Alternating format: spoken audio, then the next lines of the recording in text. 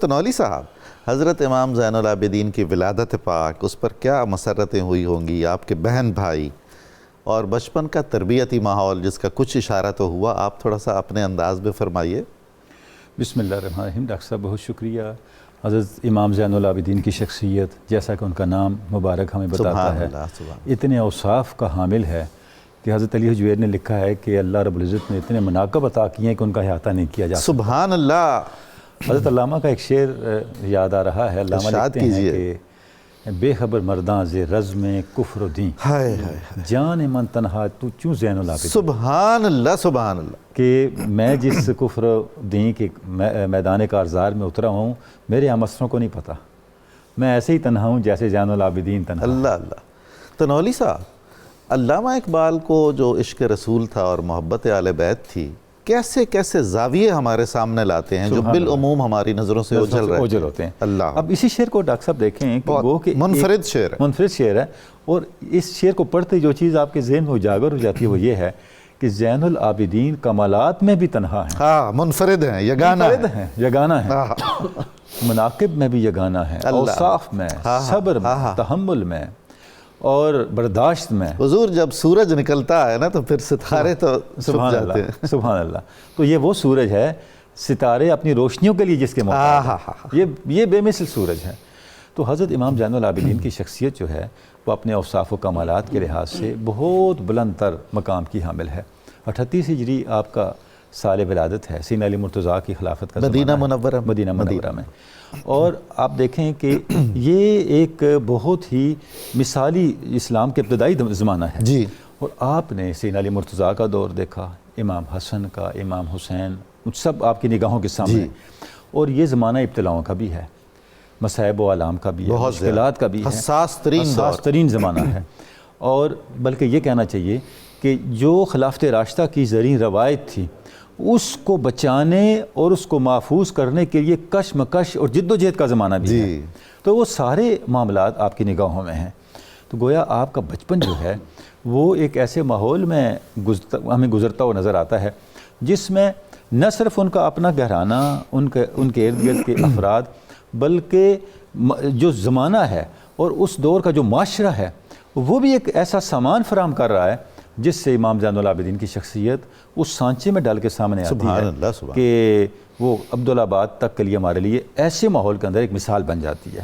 ایک تو گھر کا ماحول تھا، پھر مدینہ منورہ بجائے خود ایک ماحول ہے، بہت بڑا ماحول تھا۔ اچھا، اس کے لحاظ سے اگر آپ علم کے لحاظ سے دیکھیں تو آپ نے جس طرح علم کے لیے اس ماحول سے استفادہ کیا، یعنی امام حسن، امام حسین پاک کی تربیت تو تھی ہی، آپ کے اپنے گھر کی تربیت تو تھی ہی، لیکن صحابہ کبار، تابعین، تبع تابعین، وہ مجالس بھی، ان کا بھی کے اندر بھی ہمیں آپ کا جو ہے سب سے مجھے شمولیت تو نظر تنولی آتی ہے۔ صاحب جو بہت ہی حسن لگتا ہے نا وہ یہ کہ حضرت امام زین العابدین اکابر صحابہ کا کتنا احترام فرماتے تھے، سبحان اللہ، اور وہ کس طرح بچھے جاتے تھے سبحان اللہ امام کے سامنے۔ ایسے ہی ہے، دیکھیں صحابہ کرام تو اسی کا مظہر تھا نا جو حدیث پاک آپ نے پڑھ دی کہ وہ تو اہل بیت اطہار کو اپنا امام اور اپنا پیشوا سمجھتے تھے، اور آپ سیدنا امام زین العابدین کے دل میں جو کتنی قدر و قیمت تھی۔ آپ دیکھیں حضرت عمر کے غلام اسلم، آپ ان کے مجلس درس میں بیٹھتے تھے، تو کسی نے کہا آپ وہاں کیوں جا بیٹھتے ہیں؟ اللہ، فرمایا جہاں سے علم ملے گا وہیں جانا چاہیے۔ سبحان اللہ، سبحان یعنی علم کے لیے آپ کا شغف، اور کتنے تابعین، تبع تابعین ہیں جن کے بارے میں ہمیں ملتا ہے کہ آپ صبح کی نماز کے بعد چاشت تک ان کے ساتھ علمی مکالمے میں مصروف رہتے۔ انکسار کا عالم دیکھیے، ان سے بالکل حیران کن ہے۔ ایسے ہی ہے۔ تو یعنی اس دور کے اندر جو بھی مواقع ہمیں نظر آتے ہیں علم کے، ان سے استفادہ کرتے ہوئے حضرت امام زین العابدین ہمیں نظر آتے ہیں۔ اور اب یہ ارتقاء علم حدیث کا دور بھی ہے، ایک طرح سے بلا شبہ تدوین ہو رہی ہے، یعنی کہ جو حدیث کے بنیادی سرچشمے ہیں، جو بنیادی ماخذ ہیں، وہ ظاہر ہے وہی زمانہ تھا، بالکل، تو اس سے امام پاک مستفید ہوتے ہوئے نظر آتے ہیں۔ اچھا، آپ کی شخصیت کس طرح بنی؟ آپ دیکھیں کہ ہمیں کئی آپ کی زندگی کے واقعات سے اندازہ ہوتا ہے کہ وہ جو نظام تربیت تھا اس کا امپیکٹ کیسے آپ کی شخصیت پہ ہوا۔ آپ ایک دو مرتبہ بیمار ہوئے، بخار ہوا، تو امام حسین نے پوچھا بیٹا کیا حال ہے، تکلیف تو نہیں؟ تو آپ نے فرمایا ابو جان میں ان لوگوں کے زمرے میں شامل ہونا چاہتا ہوں، دعا فرمائے میں ان لوگوں کے زمرے میں رہوں جو اللہ کی قضاء و قدر پر اعتراض نہیں سبحان اللہ سبحان اللہ. بجائے اس کے کہ یہ فرماتے مجھے یہ تکلیف ہے یا یہ تکلیف ہے. یہ سکھائے کس نے اسماعیل کو آداب سبحان اللہ. تو امام فرزندی؟ پاک نے فرمایا کہ آپ کا جواب تو ابراہیم علیہ السلام کے جواب کی مثل ہے. آہا جب جبریل امین نے پوچھا آپ کو کوئی حاجت ہے، سبحان اللہ. انہوں نے کہا بالکل ہے لیکن آپ سے نہیں ہے. جب یعنی نار نمرود میں پھینکا جا رہا نمرود تھا. میں پھینکا جا رہا تھا. اللہ تو اکبر. جبریل امین کو جو جواب دیا حضرت ابراہیم نے کہ حاجت ضرور ہے لیکن آپ سے نہیں ہے. آپ سے نہیں. ہائے ہائے. مجھے اسی سے حاجت ہے. قاضی جس کے الحاجات سب- سے ہے سبحان، حاجت. جس کے سب محتاج ہیں. تو اچھا اب ڈاکٹر صاحب دیکھیں بنیادی طور پہ یہ وہ اخلاقیات ہے جو آگے چل کے تصوف بنے. واہ. یعنی یہی تو شک. اصل آئمہ تصوف صحیح یہی فرما لوگ رہے ہیں. اصل جو دین کی روح کو پریزرو کرنے والے یہی لوگ ہیں. میڈرائنگ ایک بہت بڑا اورینٹلسٹ ہے جرمنی کا، جی. وہ لکھتا ہے کہ اسلام کے اندر جب ہم صبر، استقامت اور تحمل کا پیکٹ دیکھنا چاہیں تو زین العابدین. سبحان اللہ سبحان اللہ. کتنی بڑی، یعنی اپنے ہی نہیں پرائے بھی آپ کے ان عظمتوں کا اعتراف کر رہے ہیں، بے شک. آپ کے اس مقام کا اعتراف کر رہے ہیں. تو حضرت امام زین العابدین کی شخصیت کے اندر یہ جو چیزیں ہیں، اچھا آگے چل کے دیکھیں جتنے سلاسل طریقے ان میں یہی چیزیں تو چلی ہیں آگے. بالکل. یہی چیزیں آگے آئی ہیں.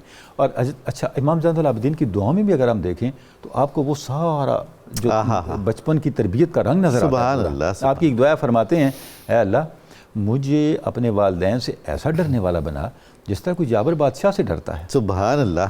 اور مجھے اپنے والدین پر اس طرح شفقت کرنے والا اور خادم کرنے والا بنا جس طرح شفیق ماں اپنی اولاد کے لیے اللہ شفقت کرتی ہے. اکبر. سبحان اللہ اور سبحان مجھے اپنے والدین کی خدمت کا ایسا شائق بنا دے جس طرح سخت گرمی کے موسم میں انسان کو طلب ہوتی ہے ٹھنڈے پانی کی، سائے کی طلب ہوتی ہے. سبحان اللہ سبحان. یعنی یہ ساری چیزیں کیا ہیں؟ یہ وہ نظام تربیت ہے جس سے نکلنے کے بعد جو شخصیت بنتی ہے تو وہ ہر لحاظ سے انفرادی، اجتماعی، روحانی، مادی اس کریکٹر کا ایک نمونہ کمال بن کے ہمارے سبحان سامنے آتا ہے. اللہ سبحان اللہ.